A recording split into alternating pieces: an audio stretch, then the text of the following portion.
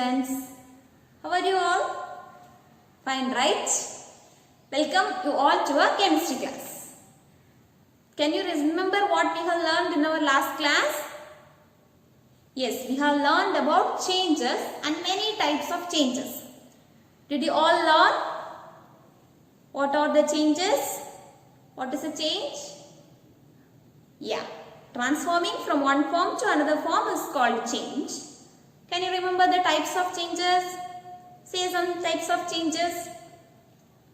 Natural change, man-made change, desirable change, physical change, chemical change, etc. Right? Did you all learn? Good. Today our topic is physical changes. As we know, changes is transforming from one form to another form. Then physical change already we have learned in the last class. That is, the chemical composition of the substance will not vary. Only the physical properties like shape, color varies. Okay. Now we can learn some of the physical changes. Did you understand what is physical change? The chemical composition of the substance will not vary during the change.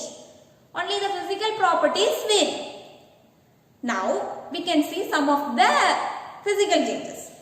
First one is evaporation.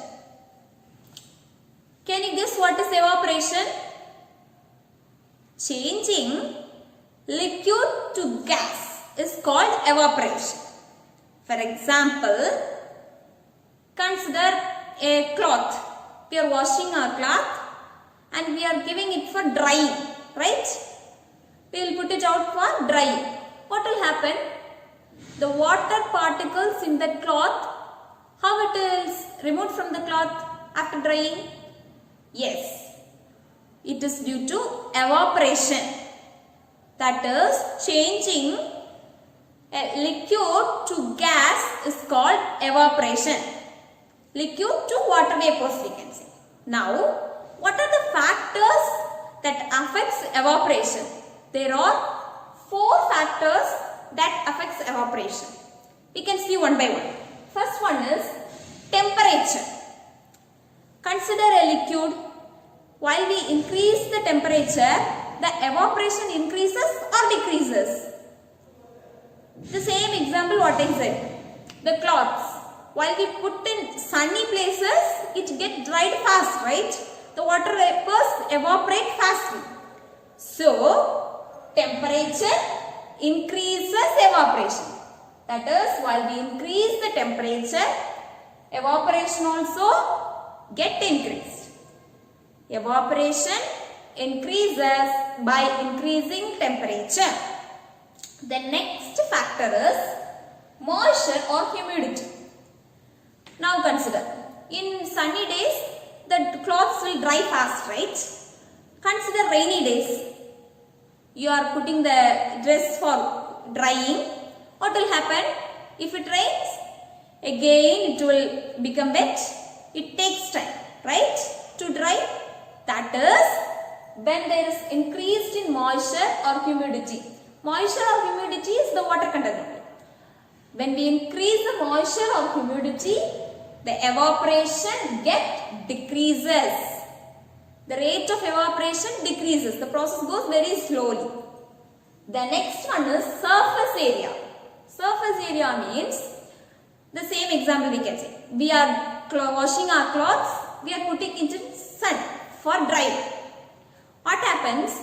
While we spread the cloths to larger area, it gets dried fast, right? If you are putting simply, it will take time. But while you spread the cloth to some area, while you increase the surface area, the cloth gets dried fast, right? Yes. That is, by increasing the surface area, the evaporation increases. Did you understand? The next one is movement of air. We have seen in riverside and all, how they will make the clothes to dry. 2 people will catch the cloth and they will do like this. Have you seen? Yes, that is, while they do like that, the air flowing through that cloth increases and the cloth get dried fast. the water evaporates faster. That is, when the movement of air increases, the evaporation gets increases. Did you understand? Evaporation, changing liquid to gas is called evaporation. When we increase temperature, evaporation increases. When we increase moisture or humidity, evaporation decreases. When we increase the surface area, evaporation increases. Movement of air, when we increase the rate of evaporation, increases. Did you all understand about evaporation? What is evaporation? It's a physical change. Changing liquid to gas. The next one is condensation. Come to condensation. Condensation means changing gases to liquids by cooling is called condensation. We can see example. While you consider a river, the water is evaporated while sun fall on the river, the water gets evaporated and it is formed like clouds there. It is a gaseous sheet. When the clouds cool, it is coming as rain. So, changing gases, that is clouds, to rain using cooling is called condensation. Did you understand condensation? Yes. Evaporation, changing liquid to gas. Condensation, changing gases to liquids. Do you all understand? Now we can see a small clip to explain this evaporation and condensation. Listen it carefully, okay?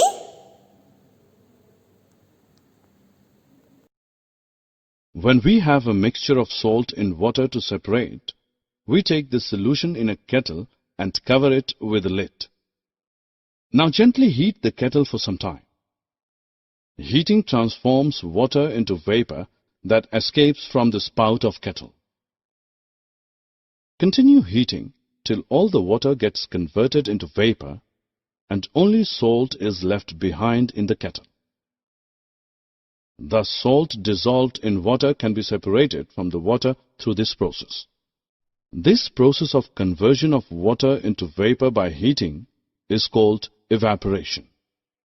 In order to obtain the water while heating the salt water, hold a plate containing ice just above the spout of the kettle. When the steam escaping through the spout comes in contact with the plate containing ice, it condenses and forms water. This process gives us back the water. This process of conversion of water vapor into water is called condensation. I hope you all understood about evaporation and condensation, right? The next physical change is boiling. Boiling is just heating, okay? What happens in boiling? Consider a bowl of water. You are heating it. Initially, the water will heat. When it obtains a particular temperature, when we heat it to its boiling point, the temperature or the point at which that liquid changes to gas. That liquid starts to vaporize, right? While we heat for long time, it will get into water vapors. The liquid will change into water vapors. That is, from one point, while we keep it for boiling, initially it won't evaporate. At a particular point, that point is called, that temperature is called boiling point. From that point, it will start evaporating. That is called boiling. That is, changing liquid to gas on heating is called boiling. The next physical change is freezing. We all know what is freezing. We have refrigerators in our home. We have freezers in our refrigerators. We used to change the liquid into solid, like we will keep the water inside the freezer. After some hours, we can get into ice pieces. That is called freezing. What we are applying there? In boiling, we are applying heat. In freezing, we are applying cool. We are cooling the liquid to solid. When we apply cooling, that is when we reduce the temperature, it get cool. When we apply cooling to this liquid, it is changed into solid. This process is called freezing, that is changing liquid to solid by cooling is called freezing. Did you understand? The next physical change is melting. What is melting? Yes, changing solid to liquid by heating. That is, consider the ice pieces. We have freezed it and we have changed that liquid into ice piece. When we keep that ice in normal room temperature or you apply little heat, that ice piece will change back to liquid. That is melting. We have to change the solid, that is the ice piece, to liquid by applying heat. It is called melting. Did you understand? What is boiling? Changing liquid to gas by heating is called boiling. Changing liquid to solid by cooling is called freezing. Changing solid to liquid by applying heat is called melting. Did you understand? The next one is sublimation. What is sublimation? It is a physical change. Sublimation means changing solid to gas without changing into liquid. Because when we consider a naphthalene ball, while we keep naphthalene ball in a free space, after some days, example for after 2 days, the size will be reduced. You have noticed that in your home? Yes, that is sublimation. Usually we will change solid into liquid by heating, that is ice piece into liquid by heating, then by heating and further when you heat that liquid, the liquid will change into water vapors when it attains the boiling point. No. Here sublimation means the solid changes to gas without changing into liquid. We are not changing solid to liquid then to gas. The solid is directly changed to gas. That is called sublimation. The reverse of sublimation can also be obtained. Gas, when it is cool, it is changed to solid. Without changing into liquid, gas can be directly changed into solid.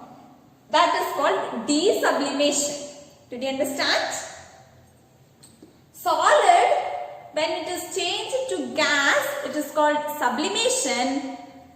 Gas, when it is changed to solid without changing into liquid. Directly we should change solid to gas, it is called sublimation. We can change gas to solid, it is called desublimation. Now there is an example with ammonium chloride. Just watch this example, you can understand sublimation clearly. Sublimation. If you keep naphthalene balls exposed to air for some days, it is observed that their size gets reduced after some days.